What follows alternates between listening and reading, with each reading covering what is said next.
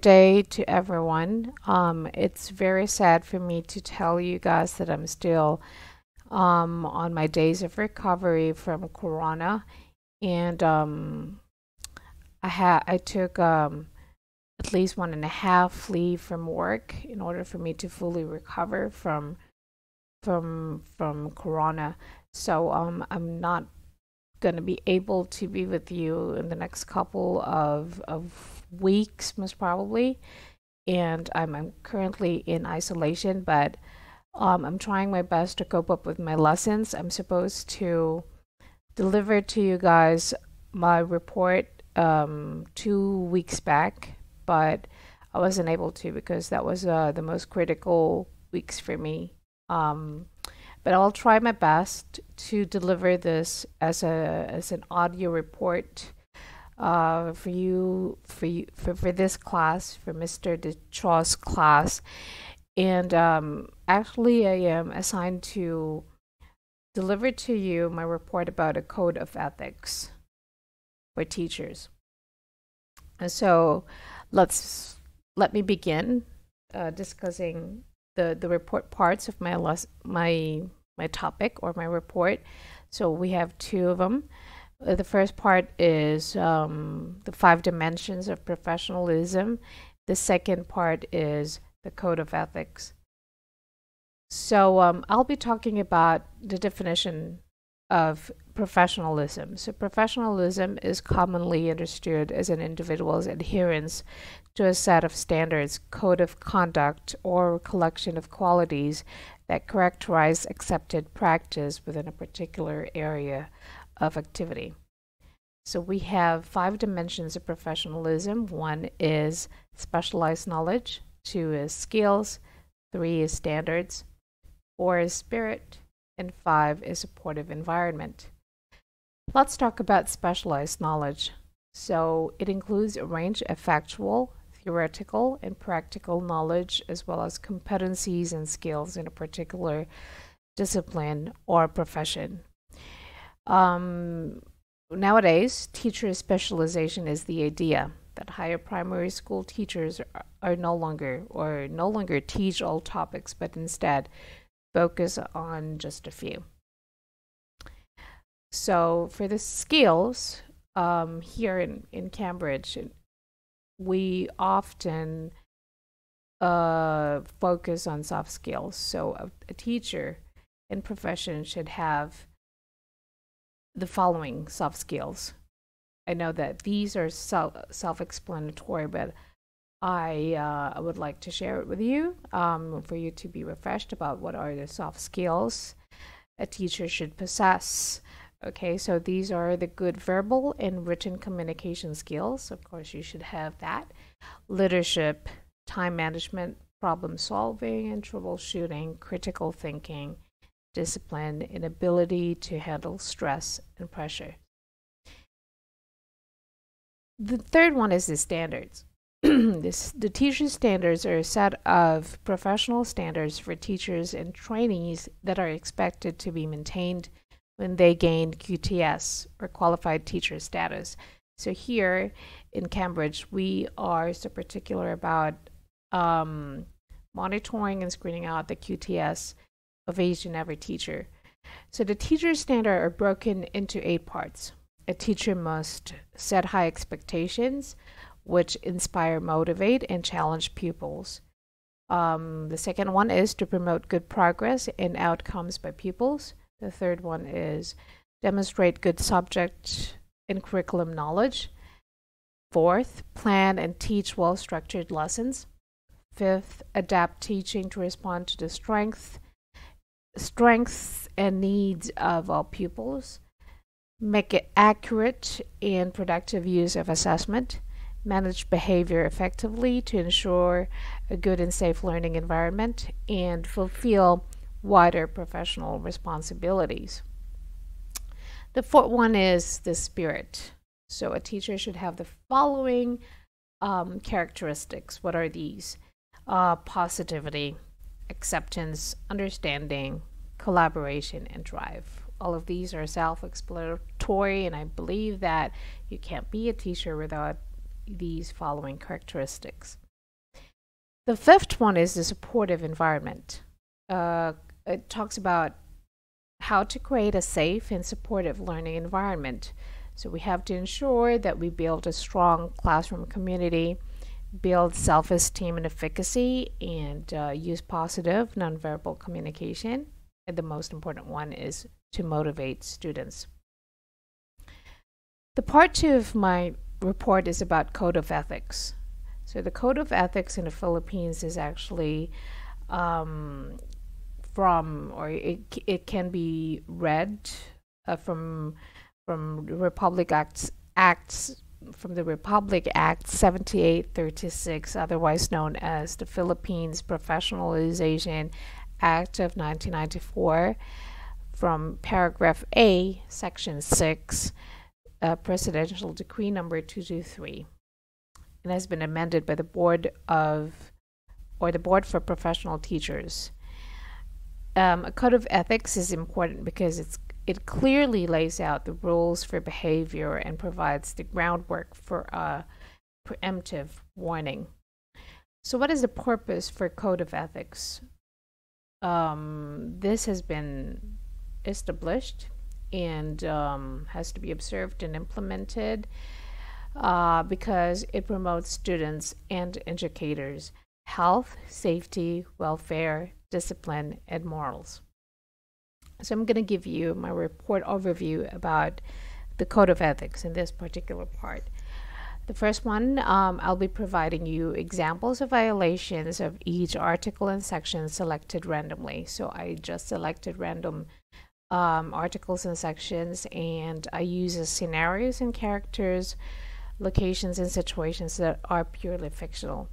And I also will also show the progression and development of the violation and the consequences of making poor choices. So let's begin. Let's talk about Article 1, the teacher and the state. So this purely talks about professional conduct. So an educator should demonstrate conduct that follows generally recognized professional standards. So let's talk about the overview of what professional conduct is. So as a professional educator, your responsibilities include exemplifying high standards, abstaining from discrimination, collaborating with other professionals, maintaining positive relationships with colleagues and learners. Of course, this is the most important one.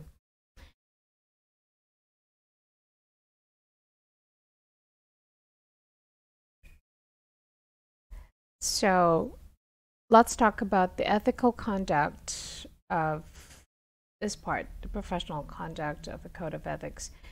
It includes, but is not limited to, the following: maintaining high standards, respecting fellow educators, learning collaboratively to promote student learning, providing professional education services in a non-discriminatory manner, maintaining competence, and maintaining a professional relationship with parents. The unethical conduct, however, includes, but is not limited to, the following: harassment of colleagues, misuse or mismanagement of tests or test materials, inappropriate language, physical altercations, and failure to provide appropriate student supervision. So I'm going to share with you a scenario here, and I will give you 3 seconds to reflect on the best possible answer after reflecting on a particular scenario here about professional conduct. So Mrs. Dixon has been teaching 6th grade English for several years and is very active in the community and her local church. Recently, a student from another country moved to the area and was placed in her class. Mrs. Dixon disapproves of the student's religious practices. She places him in the back of the classroom and often isolates him. She never calls on him during instruction, nor does she provide additional learning opportunities for him. Which of the ethical conduct examples does Mrs. Dixon's behavior violate? Is it A, respecting fellow educators and participating in the development of a professional teaching environment? Is it B, engaging in a variety of individual and collaborative learning experiences to promote student learning? Is it C, providing professional education services in a non-discriminatory manner? Or is it D, maintaining competence regarding skills, knowledge, and dispositions relating to his or her organizational position, subject matter, and pedagogical practices?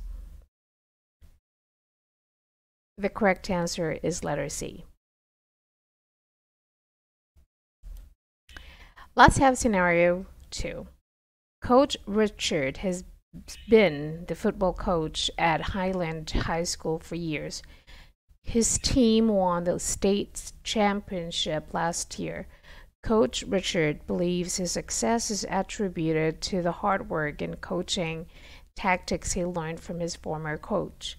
The principal visits one of Coach Richard's practices and overhears him using profanity excessively toward the coaching staff and students. Coach Richard's behavior describes which component of unethical conduct? Is it A, harassment of colleagues, B, misuse or mismanagement of tests or test materials, C, inappropriate language on school grounds or any school-related activity? Or is it D, failure to provide appropriate supervision of students and reasonable disciplinary actions? The correct answer is letter C. Inappropriate language on school grounds or any school-related activity. And we can also take into consideration letter A answer, which is harassment of colleagues, because this coach actually used profane words excessively toward the coaching staff and students. Now, let's talk about Article 4, a teacher in the profession. So I'm not going to be covering all of the sections, but I'm just going to be focusing on the trustworthiness part of it. So an educator should exemplify honesty and integrity in the course of professional practice. Educators should be honest in all of his or her actions, including, but not limited to, providing truthful information concerning credentials, background information, employment, etc., evaluating students or personnel, providing leave time, reasons for job absences, and educational content matter. The ethical conduct in this part includes, but is not limited to, the following: properly representing facts concerning an educational matter, advocating for fair and equitable opportunities for all children, embodying for students the characteristics of honesty, diplomacy, tact, and fairness. The unethical conduct includes, but is not limited to, the following: A, falsifying, misrepresenting, omitting, or erroneously reporting any of the following: employment history, professional qualifications, certification or recertification, information regarding the evaluation of students and or personnel, and reasons for absences or leave. Also, falsifying records or directing or coercing others to do so. Now I'm going to give you scenario number 3. And let's all reflect on it. So it's in Auido High School. So in Auido High School holds an annual reading contest. The homeroom class that reads the most books receives a free field trip to the Philippine National Park. After a student reads a book, he or she completes a book report and turns it in to the homeroom teacher. Each teacher turns in the book reports to the librarian for tallying and determining the winner, with hopes her class will win. Mrs. Santos tells her students they really don't have to read the books. She instructs them to copy the book cover summary and submit it so their class can win the free field trip. Which of the unethical conduct examples does Mrs. Santos' behavior violate? Is it A, properly representing facts concerning an educational matter in direct or indirect public expression? Or is it B, advocating for fair and equitable opportunities for all children? Or is it C, embodying for students the characteristics of honesty, diplomacy, tact, and fairness? Unfortunately, A, B, and C are the answers. Okay, so these are the ethical conduct Mrs. Santos violated. Now let's go to scenario 4. So Mr. Ahmed is the principal of South High School. His son Jason attends the school. Last year, Jason took Mrs. Mendez for English 3. Despite Mrs. Mendez's interventions and efforts, Jason did not pass English 3 and had to attend summer school. Mr. Ahmed was not happy about his son failing the class and felt that Mrs. Mendez should have passed him. Because she failed his son, Mr. Ahmed gives Mrs. Mendez very low ratings on the year-end evaluation report for promotion, despite her being an effective teacher and having good observations throughout the year. Mr. Ahmed's behavior describes which component of unethical conduct? Is it A, falsifying employment history, professional qualifications, criminal history, certification, or recertification? Is it B, falsifying information regarding the evaluation of students and or personnel? Or is it C, falsifying reasons for absences or leave? Or is it D, falsifying records or directing or coercing others to do so? The correct answer is B. Now let's move on to Article 8, the teacher and learners. So I'll be just concentrating on the educators and students relationship aspect of this article. So an educator should always maintain a professional relationship with all students, both in and outside the classroom. So Article 4 violations are considered the most serious ethical infractions. Any educator or administrator license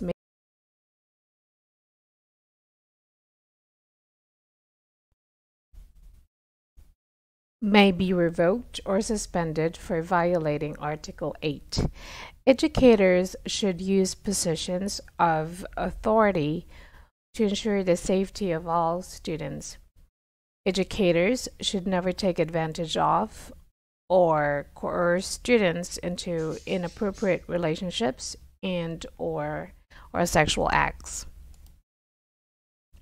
The ethical conduct includes, but is not limited to, the following: fulfilling the roles of mentor and advocate for students, nurturing the intellectual, physical, emotional, social, and civic potential of all students, providing an environment void of unnecessary embarrassment or belittling, creating, supporting, and maintaining a challenging learning environment.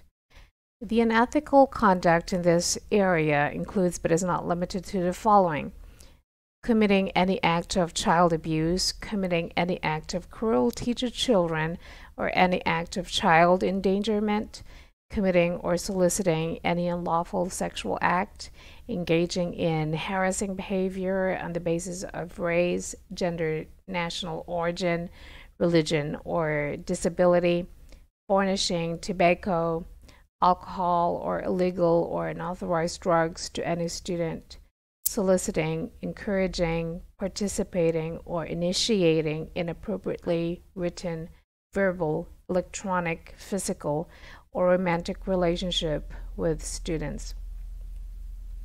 Examples of these acts may include, but not be limited to, sexual jokes, sexual remarks, sexual kidding or teasing, sexual innuendo, pressure for dates or sexual favors, inappropriate touching, fondling, kissing, or grabbing, rape, threats or threats of physical harm, sexual assault, electronic communication such as texting, invitation to social networking, remarks about a student's body, or consensual sex.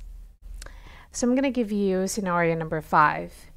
Mrs. Jackson is very fond of a male student, Marcus. Marcus comes to Miss Jackson's class during her planning period to talk. She often writes him an excuse to the teacher's class he skips while visiting with her. She and Marcus begin communicating via text, and he eventually comes to her home. The principal has been informed that a possible relationship exists between the two. An investigation uncovers a 4-month-long sexual relationship. The violation was reported immediately to the district supervisor's office. Mrs. Jackson goes before the licensure commission, resulting in permanent suspension of her educator license. Mrs. Jackson's behavior describes which component of unethical conduct? Is it A, committing any child or any act of child abuse, or B, committing any act of cruelty to children or any act of child endangerment? Is it C, engaging in harassing behavior on the basis of race, gender, national origin, religion, or disability? Or is it C, soliciting, encouraging, participating, or initiating inappropriate written, verbal, electronic, physical, or romantic relationship with students? So the correct answers are A, B, and D. Now let's go ahead and talk about Article 7, school officials, teachers, and other personnel. So I'm just going to be dealing with educator or collegial relationships part of this article. So an educator should always maintain a professional relationship with colleagues inside and outside of the classroom. This discusses the importance of educator-collegial relationships to encourage professional growth. Participating in the following relationship building situations are helpful. What are those? Professional learning communities, departmental committees, code sharing events, team teaching, collaborative lesson planning, and education-related organizations. The unethical conduct includes, but is not limited to, the following: revealing confidential health or personal information concerning colleagues, knowingly making false statements about a colleague or the school system, interfering with a colleague's exercise of political, professional, or citizenship rights and responsibilities, discriminating against based on race, religion, national origin, age, sex, disability, or family status, using coercive means or promise of special treatment to influence professional decisions. So I'm going to give you scenario number 6. Mrs. Smith and Mrs. Davis teach next door to each other and share the same students. In Mrs. Smith's class, the students are very loud and unruly and make very little efforts to follow classroom norms. Mrs. Davis experiences none of the behavior problems. The principal visits both of their classrooms and informs Mrs. Smith that she should have better classroom management. She mentions how those same students behave well in Mrs. Davis' classroom. Feeling embarrassed and defeated, Mrs. Smith tells the principal and other teachers that Mrs. David is doing unethical things in her classroom, such as giving all students good grades, playing games all day instead of teaching, allowing to use of cell phones during class for non-academic purposes, and allowing students to skip their other classes to hang out in her room.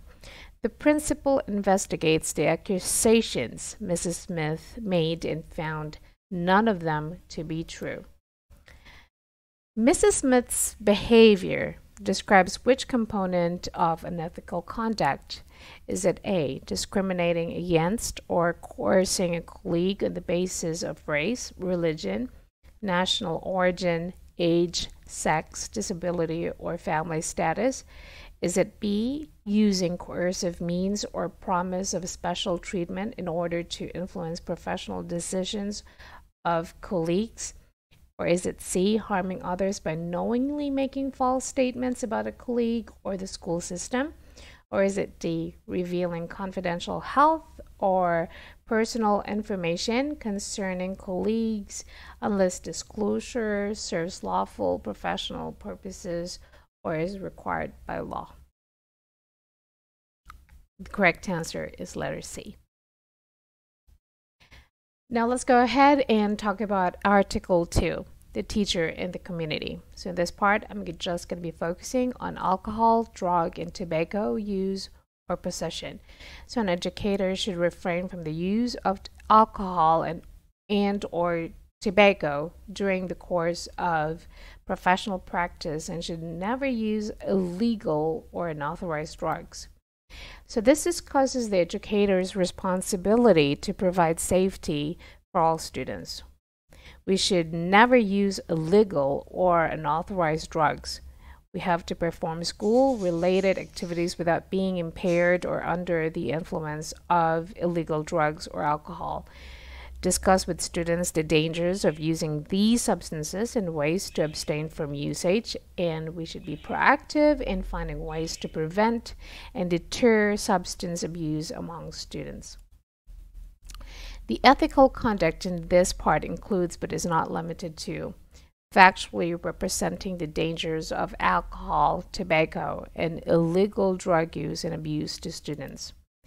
The unethical conduct, however, includes, but is not limited to, the following: being under the influence of or possessing, using, consuming illegal or unauthorized drugs, being impaired by drugs or alcohol while on school premises or at a school-related activity involving students, using tobacco on school premises or at a school-related activity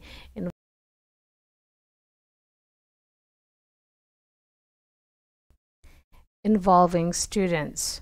A school-related activity includes, but is not limited to, any school-sponsored activity with students that is designed to enhance the school curricula. So I'm going to give you scenario number 7. Today is a football championship game day for Auido High School. Mr. Bronson pulls into the school parking lot and notices the football coach, Coach Grisham, sitting in his truck, smoking what appears to be marijuana. As the two men enter the building, Mr. Bronson smells the scent of marijuana on Coach Grisham. Coach Grisham's eyes are red and his speech is lower. They both signed in and go to their rooms. What should Mr. Bronson do? Is it A, go about his day and do nothing? B, talk to Coach Grisham about not using drugs, inform him that if he is under the influence of drugs again on school property, he will report him to the principal? Or is it C, he doesn't want to ruin the championship game for the school, so he waits until the following day to inform the principal of what he observed of Coach Grisham? Or is it D, he goes to the principal immediately and reports what he observed of Coach Grisham? Yes, the correct answer is letter D. Now let's move on. Article 5, the teacher in the profession. So I'm just going to be focusing on the maintenance of confidentiality. So an educator shall comply with the national laws and local school board policies relating to confidentiality of student and personnel records, standardized test material or standardized test material and other information covered by confidentiality agreements. This discusses the need for educators to maintain the highest degree of confidentiality when handling sensitive and private student and adult information. So we should make sure that we work together to ensure confidentiality and proper sharing of information. Holding oneself and others accountable for protecting student and adult privacy is essential. Developing a shared understanding and working knowledge of one another's ethical, legal, and professional responsibilities. The ethical conduct in this part includes, but is not limited to, the following: protecting student information obtained during professional service unless disclosure is appropriate or required by law. B, maintaining the security of standardized tests, supplies, and resources.